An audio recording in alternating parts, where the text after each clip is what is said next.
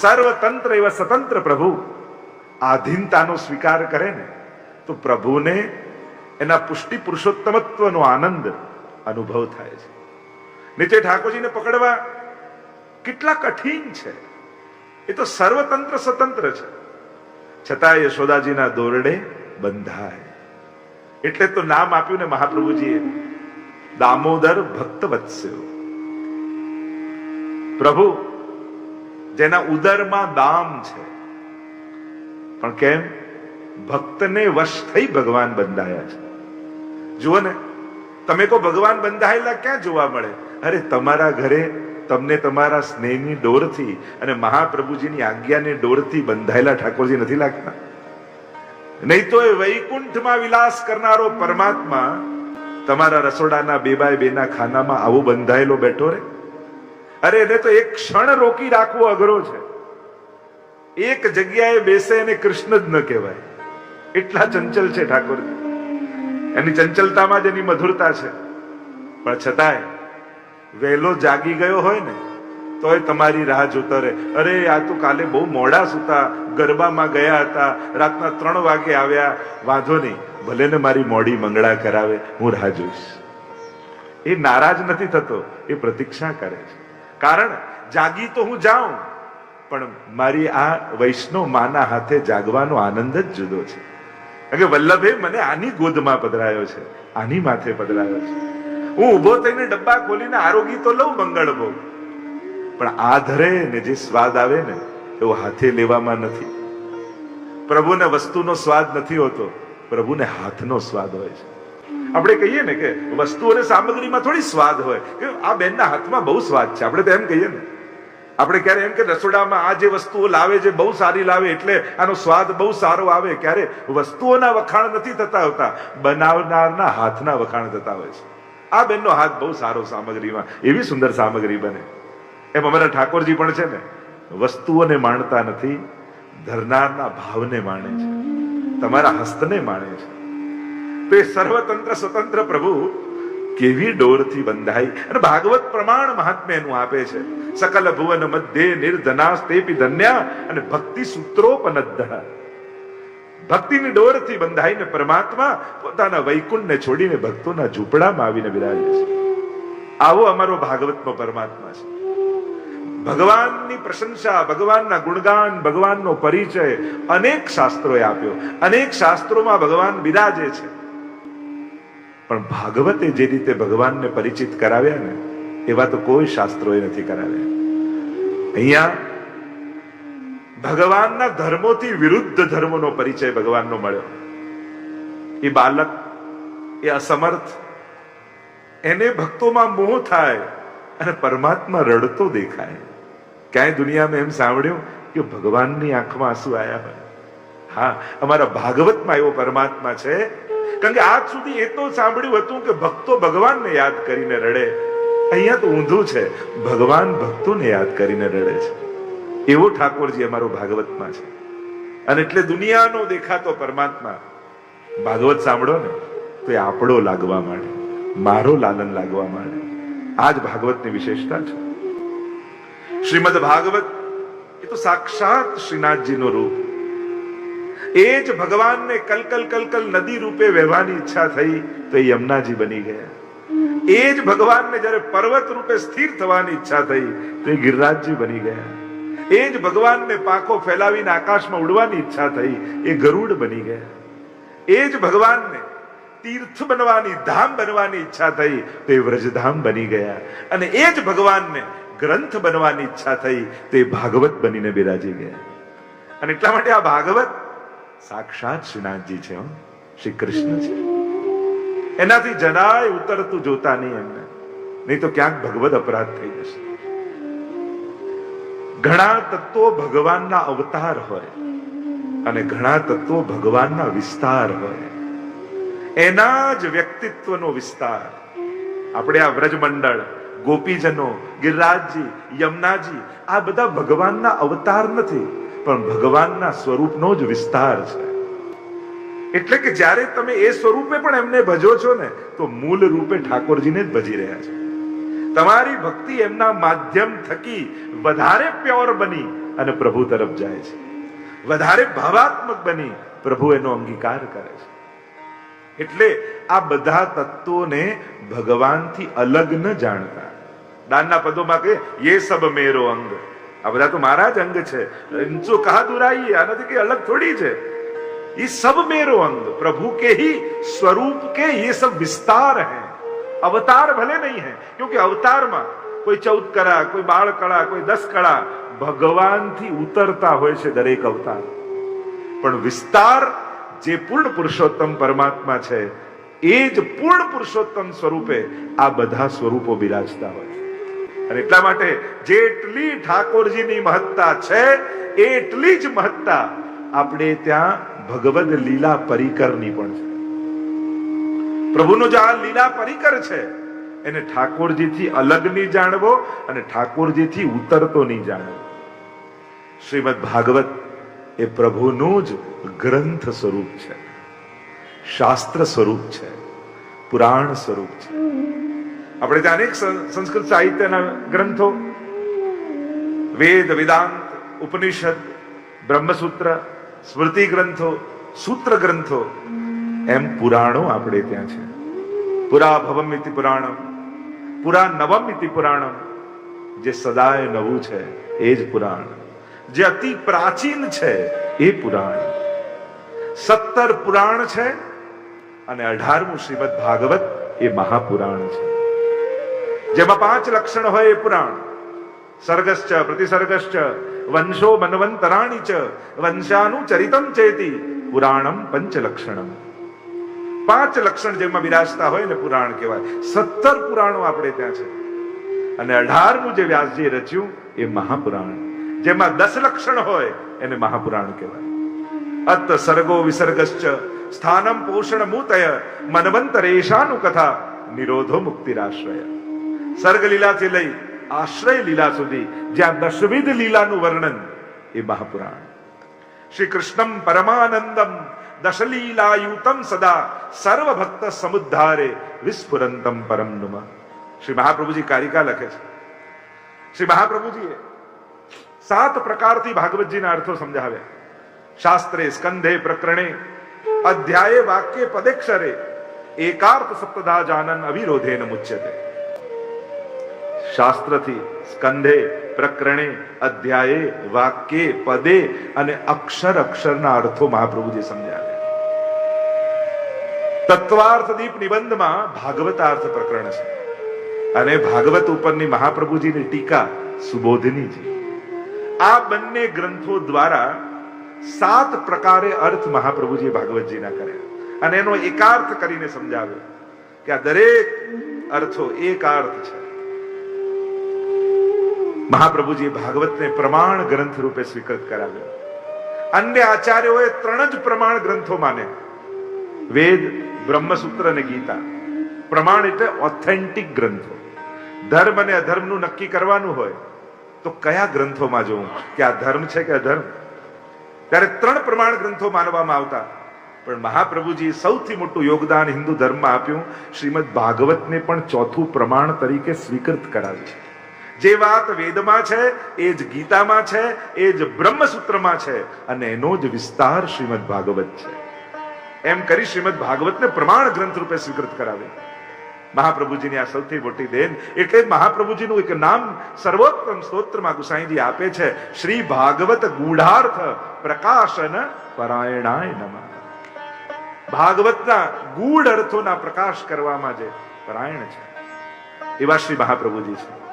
શ્રી મહાપ્રભુજીનું આ હિન્દુ ધર્મ, સનાતન ધર્મમાં વિશેષ યોગદાન શ્રી ભાગવતને પ્રમાણ રૂપે પ્રસ્થાપિત કરવામાં છે. ગઈકાલે આપણે ચર્ચા કરી રહ્યા હતા અને મહાત્માની કથામાં પ્રવેશ કર્યો હતો. સુખદેવજીના પ્રાગટ્યની કથા આપણે જોઈ. વંદન કર્યા વ્યાસજી સુખદેવજીને. સર્વભૂત હૃદય સુખદેવજી છે.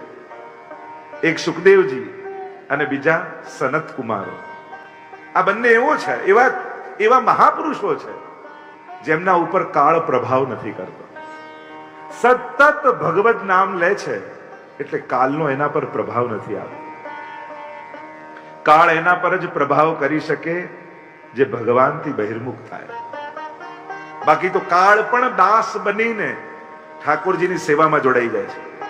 એટલે જુઓ ને, ઘણી વાર વૈષ્ણવ મોડા જગાવે, ઘણી વાર વહેલા જગાવે. આપણે એમ થાય, અરે ઠાકોરજીને બપોરે મંગળા કરાવીને સેવા થાય, બને તો સમય એક રાખો, એ તો સવારે ન જાગે. અચ્છા, તો તમે સવારે પોઢાડી દો છો ત્યારે રાત થઈ ગઈ હોય છે, ત્યારે તો રાત કરી દો છો. તો જો સવારે જ રાત કરી શકતા હો તો બપોરે સવાર કેમ ન થઈ શકે? અહીંયા કાલ પણ પ્રભુની સેવાને અનુકૂળ થઈ જાય છે. પુષ્ટિમાર્ગી સેવા ક્રમ એટલો સુગમ છે. પ્રભુ તમારી જોડે રહેવા માંગે છે, એમને તમારો સાથ ગમે છે. આપણને એમ થાય કે વ્યવસ્થા કરીને એને જુદા મૂકી આવીએ. પ્રભુને વ્યવસ્થા નથી જોઈતી, તમારો સાથ જોઈએ છે, તમારી હૂંફ જોઈએ છે. અને એટલા માટે બને તો ઠાકોરજીને હંમેશા પોતાની સાથે ને જોડે રાખવા. જે ચર્ચા આપણે કરી રહ્યા છીએ, સુખદેવજીને વંદન કર્યા, નૈમિષારણ્યમાં લઈ ગયા કથાને. 1000 વર્ષ સુધી ચાલે એવો યજ્ઞ આદરીને સૌનકાદી ઋષિઓ ભેગા થયા છે નૈમિષારણ્યમાં. સુતજીને બોલાવ્યા. યજ્ઞના મધ્ય ભાગમાં થોડો સમય બચે છે. વિચાર થયો કંઈક લૌકિક ચર્ચા થાય એના કરતા ભગવત ચર્ચા કરીએ. સુતજીને બોલાવ્યા, બિરાજમાન કર્યા આસન પર, વંદન કર્યા. આપનું જ્ઞાન તો કરોડો સૂર્યો સમાન છે. પ્રશ્નો કર્યા. જ્યાં પૂછવા જેવું લાગે ત્યાં મન ખોલીને પૂછી લેવું. પ્રશ્ન જાગે, શંકા જાગે, ખોટું નથી, પણ એનું સમાધાન ગલત જગ્યાએ લેવું એ બહુ ભયાવહ છે. મનની શંકાઓના સમાધાન ગમે ત્યાં લેવા ન જાઓ. કારણ કોઈ નાદાનને પૂછશો ને તો ઉલટાના સંઘર્ષો વધારી દેશે. કોઈ સમજદાર અને કોઈ ભગવદી પાસે જીવનના પ્રશ્નોના ઉકેલ લઈને જવું, પ્રશ્નો લઈને જવું તો ઉત્તમ ઉકેલ આપે. ગીતાજીમાં વિચાર કરો, જો અર્જુનને મોહ થયો અને ભગવાનને પૂછવાની જગ્યાએ ધૃતરાષ્ટ્રને પૂછવા ગયા હોત કે શું કરવું, યુદ્ધ લડવું કે નહીં, તો કેવી ગીતા મળી હોત? ભગવાનને પૂછ્યું તો સમાધાન મળ્યું. નષ્ટો મોહ સ્મૃતિર્લબ્ધા તત્ પ્રસાદાન મયાચ્યુત સ્થિતોસ્મિ ગત સંદેહ કરીષ્યે વચનમ તવ.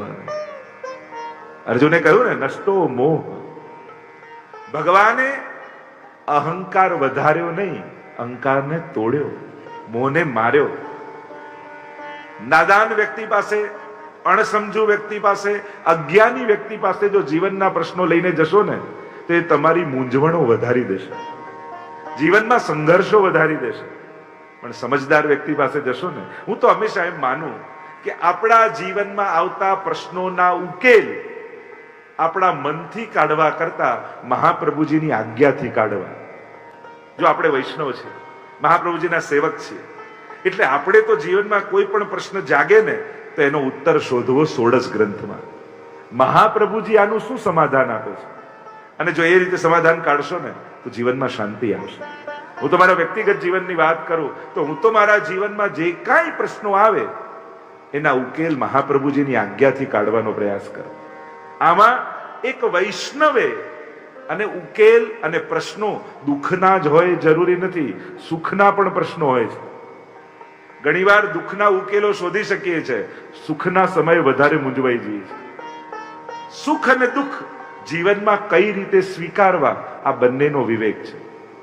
કારણ કે ઘણીવાર દુઃખ સમયે તો વિવેક આવી જાય છે, સુખ સમયે માણસ વધારે અવિવેકી થઈ જાય છે. કારણ કે દુઃખમાં અસમર્થતાનો અનુભવ થાય અને સુખમાં સર્વ સામર્થ્યનો અનુભવ થાય કે મને ક્યાં કોઈની જરૂર છે. જ્યારે તમને એવું લાગે ને કે મને હવે કોઈની જરૂર નથી, એ જ સમયે સમજી લેજો કે હવે ખરેખર ગુરુની જરૂર છે, તને કોઈ મહાપુરુષની જરૂર છે તને. કારણ જ્યારે જીવનમાં એમ લાગે મારે કોઈને પૂછવાની જરૂર નથી, ત્યારે જ પતનની સંભાવનાઓ પેદા થઈ જતી હોય છે. એવા સમયે કોઈ મહાપુરુષનો આશ્રય રાખજો.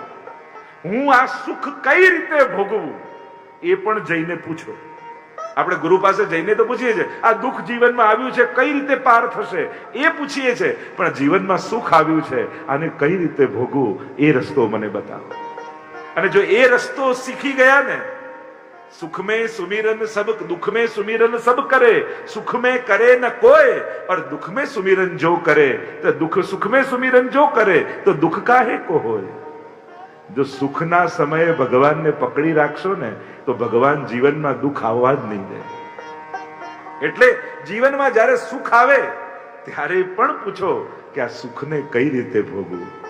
એક વૈષ્ણવે સુખનો સામનો કઈ રીતે કરવો જોઈએ. આપણે એટલે જ બોલીએ છીએ શ્લોકમાં, સુખાવસાને ઇદમેવ સારમ. સુખમાં સારરૂપ પ્રભુ છે, એટલે કે સુખનો દાતા ઈશ્વર છે. જો આપણી હોશિયારી એમાં હોય, દુઃખ આવે ને પણ વાય મી, મને જ કેમ દુઃખ આવે છે. સુખના ટાઈમે ક્યારે પૂછું, મને જ કેમ આપો છો, બીજું કોઈ મળતું નથી. ત્યારે તો લાગે ના ના મારો તો હક છે, મારે તો સુખી જ થવાનું હોય ને, મેં ક્યાં કઈ એવું કર્યું છે કે દુઃખ આવે. પછી માણસ એમ કે અરે આ જન્મમાં નહીં તો ગયા જન્મમાં કંઈક કર્યું હશે. આવેલું દુઃખ એનું કારણ તું જ છું, એમ શાસ્ત્ર કહે છે. એટલે સુખ આવે ત્યારે ક્યારેય પ્રશ્ન નથી જાગતો કેમ મને જ, અને દુઃખ આવે ત્યારે બહુ મોટો પ્રશ્ન જાગે છે મને કેમ. બસ જીવનમાં એ જ છે, સુખાવસાને ઇદમેવ સારમ. કહેવાનો મારો અર્થ અત્યારે હું વિસ્તાર નથી કરતો, જ્યાં પૂછવા જેવું હોય ત્યાં મન ખોલીને પૂછી લેવું. અહીંયા જયારે સુતજી આવ્યા છે, સૌનક આદિ ઋષિઓ સુતજીને બિરાજમાન કર્યા છે, પ્રશ્નો કર્યા છે. પ્રશ્ન કરતા સૌનક આદિ ઋષિઓ કહેવા લાગ્યા, ગુરુદેવ, ભક્તિ જ્ઞાન અને વૈરાગ્યથી પ્રાપ્ત થનારા વિવેકની વૃદ્ધિ કેમ થાય? અમારા જીવનમાં વિવેક કેમ આવે? બહુ મહત્વનું છે. સ્કૂલો શિક્ષણ આપે છે પણ વિવેક ના આપી શકે. વિવેક તો કેવલ ને કેવલ સત્સંગ આપે. તુલસીદાસજી પણ રામાયણમાં કહે છે, સત્સંગ વગર વિવેક નથી આવતો. સુખ આવે, ધન આવે, ક્યાં ક્યાં વાપરવું એ આપણને ખબર છે. જો કેટલું ખાઈ શકો છો એ મહત્વનું નથી, કેટલું ખાવું જોઈએ એ સમજણ મહત્વની છે. કેટલું સૂઈ શકો છો એ મહત્વનું નથી, કેટલું સૂવું જોઈએ એ વિવેક મહત્વનો છે, એ સમજણ મહત્વ. કેટલું જાગી શકો છો, આખી રાત જાગવું એ મહત્વનું નથી, કેટલું જાગવું જોઈએ એ વિવેક, એ સમજણ છે કે નહીં એ મહત્વનું છે. એમ કેટલા પૈસા ક્યાં ક્યાં વાપરો છો એ મહત્વનું નથી, ક્યાં ક્યાં વાપરવા જોઈએ એ વિવેક મહત્વનું છે. એટલે જ દુઃખ આવે ત્યારે માણસ પોતે સાવધાન હોય છે, અસમર્થ હોય છે. ભય ત્યારે હોય છે જ્યારે ભગવાન સામર્થ્ય આપે છે, અને ત્યારે વિવેકની વધારે જરૂર પડે છે. ભક્તિ જ્ઞાન અને વૈરાગ્યથી પ્રાપ્ત થનારા વિવેકની વૃદ્ધિ કેમ થાય? મહાપ્રભુજીનો ગ્રંથ છે ને વિવેક ધૈર્યાશ્રય, 9 પ્રકારના વિવેક મહાપ્રભુજી બતાવ્યા છે. આપણે વિવેકી કોને કહીએ? જે બહુ વ્યવહાર કુશળ હોય ને એને વિવેકી કહીએ. બેસવામાં, ઉઠવામાં, બોલવામાં આપણે કહીએ આ બહુ વિવેકી વ્યક્તિ છે. મહાપ્રભુજીએ વ્યવહારના વિવેક નથી બતાવ્યા, મહાપ્રભુજીએ વિચારના વિવેક બતાવ્યા છે. કે એક વૈષ્ણવનો વિચારમાં વિવેક છે કે નહીં? કારણ કે એક વાત સમજી લેજો, વૈષ્ણવ બનીને વિચારશો નહીં ને તો વૈષ્ણવ બનીને જીવી નહીં શકો. તમારા વિચારમાં વૈષ્ણવતા નહીં હોય ને તો તમારા વ્યવહારમાં એ વૈષ્ણવતા બહુ ટકશે નહીં. એટલે તમારો વિચાર એ સુખના સમયે અને દુઃખના સમયે વૈષ્ણવી વિવેક સાથેનો હોવો જોઈએ. એક વૈષ્ણવી વિવેક તમારા વિચારમાં ખરો, જો એ આવી ગયો તો તમારી વૈષ્ણવતા ગમે તે સંજોગોમાં તમારાથી દૂર નહીં જાય. તમારા વ્યક્તિત્વ સાથે તમારી વૈષ્ણવતા જોડાયેલી રહેશે. વિવેકની વૃદ્ધિ કેમ થાય? ઈ ઘોરે કલૌ પ્રાયો જીવશ્ચા સુરતામ ગત. જીવ આસુરી વૃત્તિ વાળો થઈ ગયો છે. ક્લેશાક્રાંતસ્ય તસ્યૈવ શોધને કિમ પરાયણ. ક્લેશથી આક્રાંત થયો છે. આ કલિયુગનો પ્રભાવ છે. કલિયુગ છે ને બહુ છેતરામણો છે, ખલધર્મિણી છે, છેતરનારો છે. અને એટલા માટે કલિયુગ તમને વારે ઘડી એવું બતાવશે, જો પેલો પાપ કરે, જો લોકો દુરાચાર કરે, જો પેલું આવું ઠગે છે બધાને, તોય કેટલો સુખી છે, અને તું ઈમાનદારીથી રહે, પુણ્ય કરે, ધર્મ કરે, સેવા કરે, તોય તું દુખી છે. આ કલિયુગની માર્કેટિંગ સ્ટ્રેટેજી છે. એમ કરી તમારા હાથે પુણ્યો છોડાવી તમને પાપમાં પ્રવૃત્ત કરાવે. સુખ દુઃખ બધાને સરખા જ હોય છે. ચમક બહારથી દેખાતી હોય છે, ઘરમાં એની જોડે મહિનો રોજ ખબર પડે એને કેટલા દુઃખ છે. એટલે ખાલી ચળકાટ જોઈને અંજાઈ જવાની જરૂર નથી. પણ કલયુગની માર્કેટિંગ સ્ટ્રેટેજી શું છે? પાપીઓને સુખી બતાવે અને પુણ્યશાળી લોકોને દુઃખી બતાવે. અને આમ કરી સમાજને પુણ્ય છોડાવે અને પાપમાં પ્રવૃત્ત કરે. અને એટલા માટે કલયુગની આ ચાલાકીથી સાવધાન રહેજો. કલયુગ કદાચ તમને છેતરવાની કોશિશ કરે ને તો કહેજો એને, ભલે દુખી પણ ભગવાન અમારી સાથે છે ને, અમારે ભગવાનને છોડીને સુખી થવા ક્યાંય નથી જવું. જો પ્રભુના ચરણ પકડી રાખશો ને તો આ બધા જ સુખો ગોતતા ગોતતા તમારી પાસે આવી જશે. પણ જો કલયુગના પ્રવાહમાં અંજાયા અને પોતાના હાથમાં આવેલા સત્કર્મોને મૂકી પાપને પકડ્યા ને તો આ કલયુગ તમને ક્યાંયનો નહીં રહેવા દે. કારણ કે પાછા વળતા શરમ લાગશે અને આગળ વળતા બીક લાગશે કે હવે ક્યાં સુધી જવાનું અને હવે શું મોઢું બતાવીશ. જો ને આપણા બધાનો નહીં, ગુસ્સો કરતા કોઈને શરમ ના આવે, સોરી કહેતા બધાને શરમ આવે. મનમાં થાય ખરા કે માફી માંગી લઈએ, સોરી કહી આવ, બહુ શરમ આવે છે, મારે કહેવી તો છે. અરે ગુસ્સો કરતા તો શરમાયો નહીં, ભૂલ કરતા તો શરમાયો નહીં, એનું લેતા તો શરમાયો નહીં, પાપ કરતા જરાય શરમ નહીં, પુણ્ય કરતા બધાને શરમ લાગે. આ કલયુગનો પ્રભાવ છે. અને કલયુગ કોશિશ કરે છે આપણા હાથમાં આવેલા સત્કર્મો, પુણ્યો, સેવા, ભગવત ભજન મુકાઈ જાય. જો ચારે તરફથી પ્રયાસ થશે, તમે ભક્તિમાં જોડાશો ને તોય બધા કહેશે, જો ને અત્યારથી નાની ઉંમરમાં અત્યારથી સેવામાં લાગી ગયા, હજી તો આને પરણાવવાનું બાકી છે, હજી આનું બાકી છે. તો એને પરણાવવામાં સેવામાં આમાં તાલમેલ ક્યાં? ઉલટાનું સેવા કરતા હશો ને દીકરાને સારી વહુ મળશે એમ નથી વિચારતા. પણ આપણે વિચાર કેવો આવે, અરે આ કરીશું તો પછી સંસાર. જે ભગવાનને સાચવે છે ને ભગવાન એનો સંસાર સાચવી લે છે. જો જેના ઘરે સેવા બિરાજે છે કોઈને વાંધો આવ્યો? બધા લૌકિક પાર થઈ જ ગયા ને. ઉલટાનું ઠાકોરજી કેવા સદ સંસ્કાર વાળા, સદબુદ્ધિ વાળા બાળકો, પરિવાર આપણને આપે છે કે આપણા આવતી પેઢીમાં પણ ઠાકોરજીની સેવા જળવાઈ જ રહે. આવો ભાવ આપે છે. જેના ઘરે ઠાકોરજી બિરાજે ને ઠાકોરજી એના પૂર્વજોનો ઉદ્ધાર કરે અને સંતતિનું કલ્યાણ કરે છે. પ્રભુ કેવલ જેના માથે બિરાજતા હોય એના પર જ કૃપા નથી કરતા. પ્રભુ જેના માથે બિરાજતા હોય ને એના પૂર્વજોનો ઉદ્ધાર કરે અને સંતતિની સુરક્ષા કરે. જો વિચાર કરો, આ પરીક્ષિત મહારાજની કેવી રક્ષા ગર્ભમાં ભગવાને કરી. કેમ? એ તો હજી નવજાત બાળક, એને કયું પુણ્ય કર્યું, એને એવું કયું સત્કર્મ કર્યું? એનો એક જ ગુણ હતો, એ પાંડવોનો વંશજ હતો. નહીં તો પરીક્ષિત મહારાજને ભાગવત ક્યાંથી મળે? કોઈ એવું સત્કર્મ કર્યું હતું? આપણે કહીએ ને પુણ્યનો ઉદય થાય ત્યારે ભાગવતની કથા મળે. પરીક્ષિત મહારાજે કયું પુણ્ય કર્યું હતું? પાપ જ કર્યું હતું ને. ઋષિનો અપરાધ કર્યો, મરેલો સર્પ ગળામાં નાખ્યો, અપરાધ કર્યો છે. પુણ્ય ક્યાં કર્યું છે? શ્રાપ લાગ્યો 7મા દિવસે જીવતો તક્ષક આવીને દંશ દેશે. છતાંય ભગવાને ભાગવત રૂપે અવતરિત થઈ અને પરીક્ષિતનો ઉદ્ધાર કર્યો. કેમ? એનું મુખ્ય કારણ એ છે ભક્તનો વંશજ છે, વૈષ્ણવનું બાળક છે. ભગવાન કહે જે વૈષ્ણવે જીવનભર મને સાચવ્યો છે એની સંતતિની પણ હું સુરક્ષા કરું છું, એની સંતતિનું હું કલ્યાણ કરું છું. પૂર્વજોને તાર્યા છે, સંતતિને બચાવ્યા છે. અને એટલા માટે આ બંને કાર્ય પરમાત્મા કરે છે. અહીંયા કહ્યું કે આ કલયુગ એવો છે, ખલધર્મિણી છે. મહાપ્રભુજી એટલે જ આજ્ઞા કરે છે, યદા બહિર્મુખાયુયમ ભવિષ્યત કથંચન તદા કાલ પ્રવાહસ્થા દેહ ચિત્તાદયો.